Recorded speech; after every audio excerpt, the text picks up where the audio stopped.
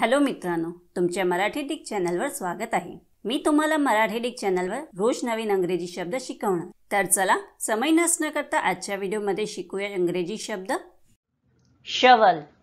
शवलचा मराठीत अर्थ फावडे, खोरे, फावड्याने उकरून काढणे किंवा उचलून टाकणे, घाईघाईने गोळा करणे होत आहे।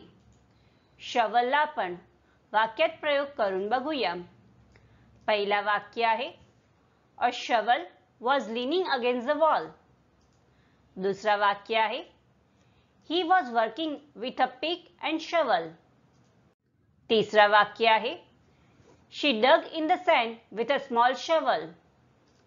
चौथा वाक्य आहे he has to get out and shovel snow.